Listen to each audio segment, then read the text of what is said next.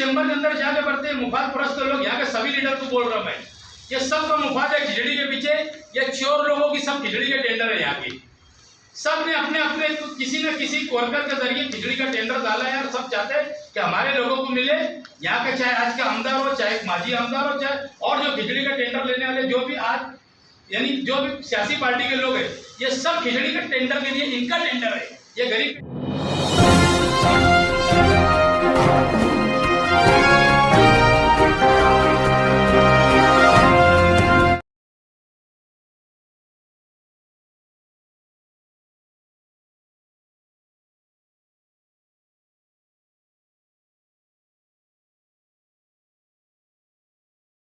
आज मालेगांव शहर कांग्रेस कमेटी की तरफ से एक प्रेस कॉन्फ्रेंस ली जा रही है।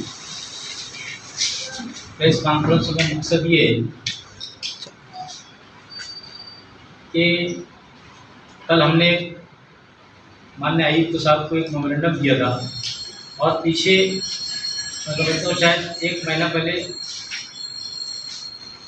8 मई को भी हमने उनको लेटर दिया था कि भाई जो हमने हमारे मुद्दे आप इस पर गौर करके और फौरन तवज्जो देने का हम धरना आंदोलन करेंगे।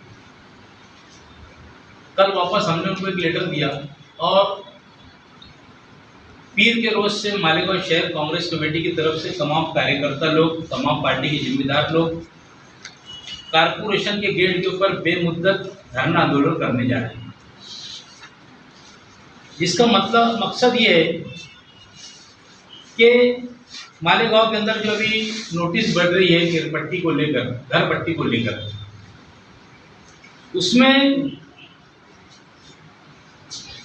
रेट जो बढ़ाया गया है, ये रेट से घर पट्टी भरने का एक भी घर मालक जो गरीब यहाँ पर पावरलूम मजदूर है, चाहे यहाँ का सरमायादार हो, चाहे यहाँ पर छोटा मोटा धंधा करने वाला आदमी हो, जो इनका भरना आया है, ये कल तक के जो इक़्तिदार के ऊपर लोग थे, ये कहा करते थे कि हमने जिस कंपनी को सर्वे का टेंडर दिया है वो सिर्फ नए जो मकानात बने हुए शहर के अंदर, उसका हमने उनको टेंडर दिया है।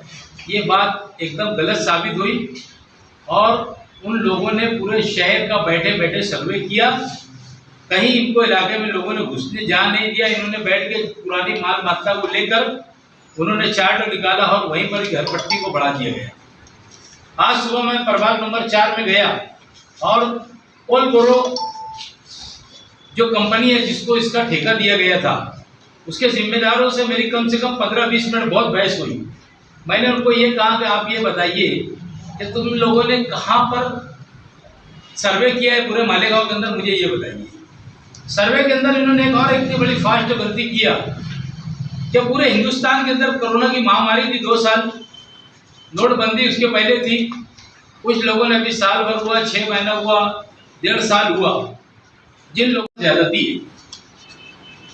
इसके बारे में मैं यही पैगाम देना चाहता हूँ आपके माध्यम से कि मालेगांव शहर की आवाम जिन लोगों को अगर ये नोटिस दे रहे हैं, जिसको दे दी गई है नोटिस, उसमें सिर्फ हम अपने इसके अंदर जवाब के अंदर उन्होंने ये लिख के देना है कि हमको ये मान्य नहीं है जो आपने केरपट्टी दिया है, घर पट्टी दिया है, ये हमको मान्य नहीं है। पहली हम 5% पानी के इसके अंदर जूझ रहे हैं और हमको इसमें ये देना है। मालेगांव शहर कांग्रेस पार्टी कांग्रेस कमेटी के ऊपर भी पीर के रोज से एक चार्ट बनाया जाएगा और वहां पर भी फॉर्म भरने का काम हम पीर के रोज से करने वाले हैं। हर प्रभाग के अंदर जिन जिन लोगों ने ले लिया है, सिर्फ हमको यही मकसद रहेगा कि हमको ये मान्य नहीं है, हमारे को कोई कम करके दो, ज्यादा करके दो, हमको ये करना नहीं है। जो हमारी घर पट्टी आती थी हम वही घर पट्टी भरने के लिए तैयार है। ये हमारा पहला मुद्दा है। सबसे बड़ा मसला यही है आज के दौर के अंदर कि उन लोग ने जो आरसीसी के अंदर था 12 रुपया स्क्वायर मीटर था, उसके बाद 15 रुपया करे, आप डायरेक्ट 30 रुपया कर दिए। 2016 में 30 था, आप 33 रुपया कर दिए उन्होंने। ये चार्ट मैंने आपको सबका लगा के दिया। अगर ये चार्ट के ऊपर अगर गौर किया जाए तो अगर ऐसा लगता है कि अपने कारपोरेशन ने अपने को भाड़े करी रख लिया है और अपने को भाड़ा देना है, ऐसा समझ में आता है। ये सवाल सबसे है मालेगांव महानगर पालिका के अंदर आज की तारीख के अंदर है, जो इक़्तिदार के ऊपर 5 साल थे, इन्होंने आवाम का गला घोट दिया है और गला घोट के चले गए। ये आज इसमें साबित हो गया कि इन लोगों ने एकदम गलत काम की है। सब लोगों को यही कहा गया कि नई इमारत जो बन रही है इसका सर्वे करने के लिए हमने नागपुर कंपनी को दिया। ऐसा नहीं हुआ और कंपनी ने भी ऑफिस के अंदर बैठे बैठे पुराने रिकॉर्ड निकाली और रिकॉर्ड के हिसाब से पूरे मालेगांव शहर को केरपट्टी दी। दूसरा हमारा मुद्दा है पानी पट्टी 5% वाड़गा। ये इसके लिए भी हमारी तहरीक के अंदर ये भी एक चीज शामिल रहेगी। ये कब तक चलते रहेंगे? हम कमिश्नर साहब से अगर हमारे कोई बात भी होती है तो हम उनसे पहले ये पूछेंगे आपने ये करना चाहिए, और नहीं तो हमारी पार्टी इख्तियार के ऊपर आती है कांग्रेस पार्टी, तो सबसे पहले हम मुद्दा 5% पानी वाड़ सबसे पहले खत्म करेंगे। 2 नंबर का मुद्दा है हमारा गुरुवार वार्ड के अंदर मौलाना साहिद कैंपस जो है उसको मुकुंदवाड़ी के अंदर जो इमारत बन के पड़ी हुई है, जिसको अपन लोगों ने मालेगांव कारपोरेशन के अंदर सब्जी मार्केट के लिए बनाया था। आज तक की इमारत वहां पर चोरी हो रही है, पूरे दरवाजे खिड़कियां चोरी हो गए हैं। मैंने पीछे कमिश्नर साहब से कम आधा घंटा उसके ऊपर चर्चा किया। उन्होंने कहा अगर होता होगा तो अपन ये करेंगे, नहीं तो 4 नंबर प्रभाव उठा के अपन यहाँ पर डाल। अगर वो 4 नंबर प्रभाव वहां डाल दे, वहां कुछ ना कुछ होना चाहिए। जैसे अभी मुझे अभी अखबारों के जरिए पढ़ते हुए लगे वहां पर ग्राउंड बनने वाला है, सब बनने वाला है, वहां का अतिक्रमण साफ करना चाहिए। मेरी अपनी भी वो ख्वाहिश है, क्योंकि लोग अपनी खुली जिंदगी, जिन लोगों ने घर ले चुका है उन लोगों ने अपनी अपनी 11,000 कॉलोनी में जाना चाहिए। उसके बारे में हमारे को किसी को रोकना भी नहीं है, बिल्कुल उन्होंने अगर घर लिया है तो उनको चले जाना चाहिए। कलकत्ता कंपनी का हमारा तीसरा मुद्दा है मालेगांव शहर के अंदर। आप देख रहे होंगे 4 साल पहले मालेगांव शहर के अंदर कलकत्ता कंपनी आई। हमारे माजी आमदार शेख रशीद साहब ने इनको मालेगांव आने के लिए हरी झंडी बताई और उन्होंने ताबा नहीं लिया। इत्तेफाक से वो इलेक्शन हार गए। हरी झंडी बताने में शेख आसिफ साहब थे। उसके बाद मुफ्ती साहब जैसी चुन के आए, हम उनको रोज बोला करते थे मुफ्ती साहब इस कंपनी को आने मत दो। उन्होंने भी एक सिर्फ वो सुनते थे, उन्होंने भी एक सुने लिए शहर के लोगों की वोटों से चुन के आए हुए नुमाइंदे ने इस शहर को बेच डाला। पहले हरी झंडी उन्होंने बताया, पूरे निके का रजिस्टर उन्होंने भरवाया और निकाह कबूल इन्होंने करवा दिया उस कंपनी को। इसकी सारी शहर की दोनों कलकत्ता कंपनी आने की जो भी जिम्मेदारी और जो परेशानियां है, इनके जिम्मेदारान ये माजी के दोनों निगरानी। यहां तक कि कलकत्ता कंपनी की मैं आपको एक बात बताता हूं कि ये व्यापार कम और राजकारण ज्यादा कर रही मालेगांव शहर की कलकत्ता कंपनी। गढ़ नंबर 42 मालदा शिवार के अंदर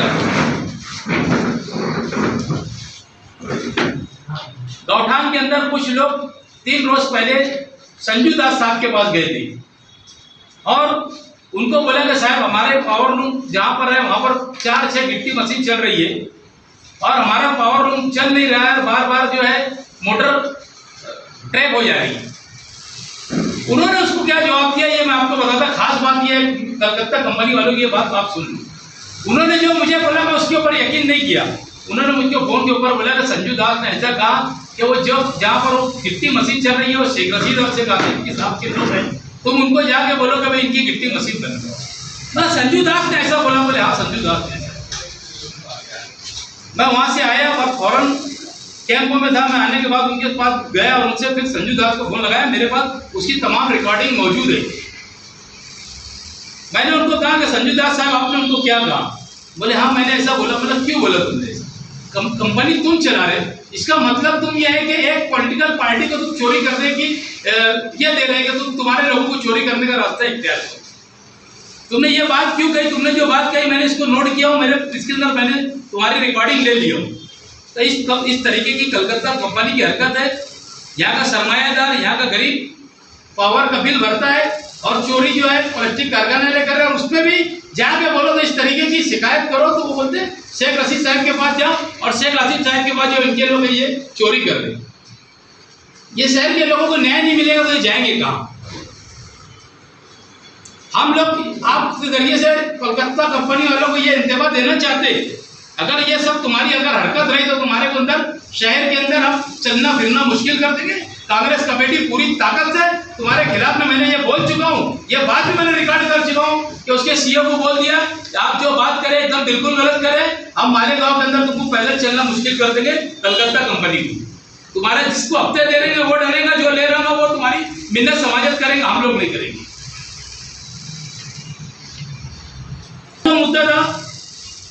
चौथा मुद्दा था अतिक्रमण के मामले में।